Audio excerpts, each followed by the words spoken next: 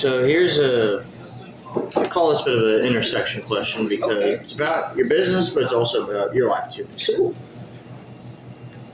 As an entrepreneur, what are your strengths? My strength. I'm so bad at questions like that. Okay. I think going back to our first conversation, the discipline. I felt like I was never a smart one. I just know how to try really, really hard until it works. So I think discipline definitely, and knowing, just like internally knowing through all the experience that has given in my life, knowing that if there's a easy way and a hard way, I will always choose the hard way because I know that gives you more in life. It will, just knowing that, almost like you start enjoying when there's a challenge. Like, oh, it's difficult to do? Let's try it. Let's do it. I think that's my strength. I'd say you have a fearless confidence. That's a good way to put it. And I also really like people. I think, like I said, it's like yin and yang.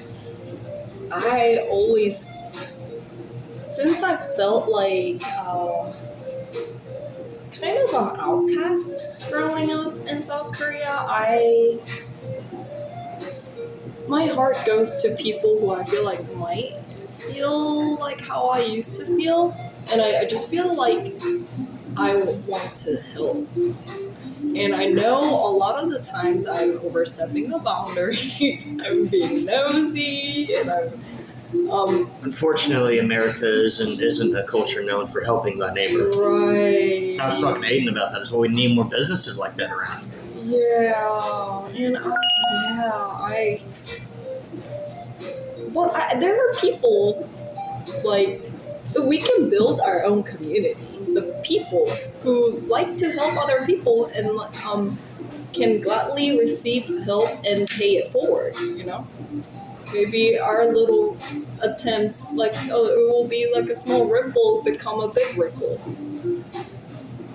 Yeah, like trusting and liking people will be my biggest strength and weakness at the same time.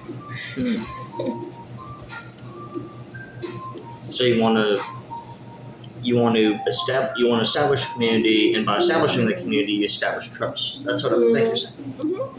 Yeah, since I was younger, I just had immense trust, and some life circumstances has taught me that maybe I should be more cautious and be careful. And a lot of friends around me also say those things. But you know what? What is life? And what is living with the fellow human beings without trust? I don't like that world. So I'm gonna be cautious, but also trust people.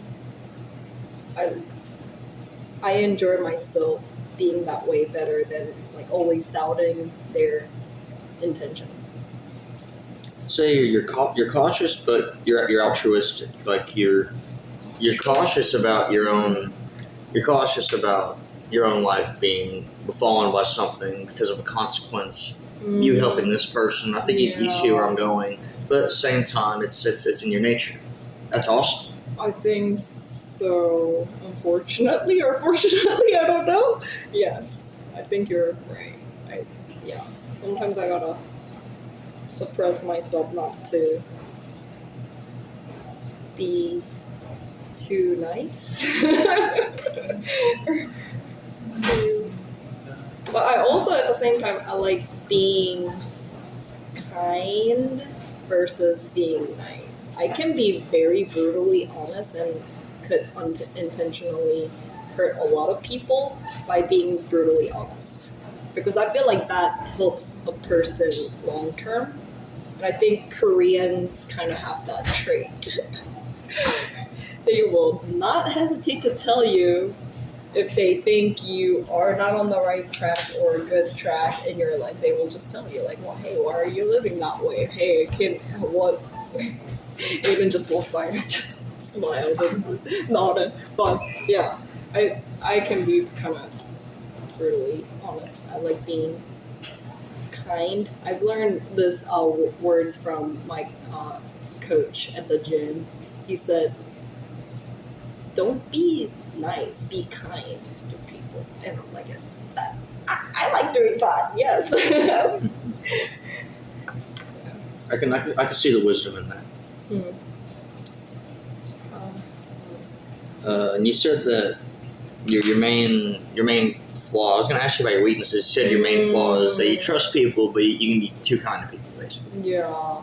Aiden tells me to keep it down a notch, like just do 70% of my ability, jokingly. But yes, I think so. And I also am an emotional person. I let my emotion guide through a lot of decisions, and I don't think that is a bad thing necessarily. It's, again, yin and yang. I feel like I have a pretty good intuition, and I feel like emotion is a way that the world and the universe tells me if something is, if I'm on the right path or a wrong path. For example, like during COVID, when I was working as a occupational therapist, I kept feeling, this is not how I want to continue on my life. I didn't like it. And it just made me feel a little bit depressed. So I paid attention to the feelings that I was feeling. What are my emotions trying to tell me? It's like, hey, I want to do something different. I want to change how I live my day-to-day life. And that led me to this. So emotion plays a big role in a lot of my life decisions. That could also be a weakness because you, as a human, it's harder to control your emotions. Sometimes, I try to meditate and journal more and talk to people like you, and just it kind of helps me understand some of my emotions when I talk through it. And sometimes it can, if it's too strong of an emotion, I can definitely end up hurting people. Like if I'm mad, like, why isn't this getting done? I want to perfectly make it done by a certain date, but we've talked about this. Well, why aren't we getting this done? Yeah, you wouldn't strike me as someone that would just like snap out of anger. I mean, I imagine it have to be like a build up. It does build up pretty quick. I know that feeling. Yeah, it does. But I've also met some people that are just always angry. I mean, some people just don't change. Yeah. I don't think you're one of those people.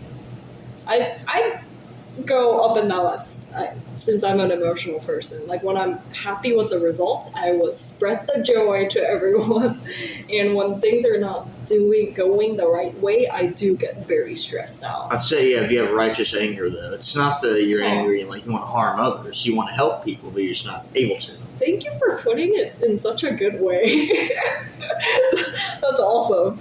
But sometimes I feel like I need to take some, read more about how to control my emotions more. So I am a huge fan of reading psychology or philosophy books, or even Buddhism. Buddha taught people not to be overly joyful when somebody gets a compliment first, and not be overly depressed when they get constructive criticism or feedback, So I take a lot of wisdom out of those teachers in life.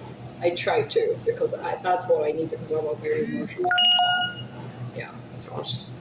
That's so awesome. I was gonna say I could interview you all day, but this is the last question. Okay. Unfortunately, it's the last question. Maybe the question that'll have the most impact. Okay. Being a young entrepreneur yourself, Uh-huh. what's your advice for other young entrepreneurs, such as me, Wow. or really anybody else, just trying to seize their moment, seize their opportunity? Yeah. Oh, I love that. I love that. It might sound like cliche, but if ideas are kept as ideas, they will always just be ideas. Execute. Do something. Try small. If you don't have to be perfect to start. Just start somewhere. Do it.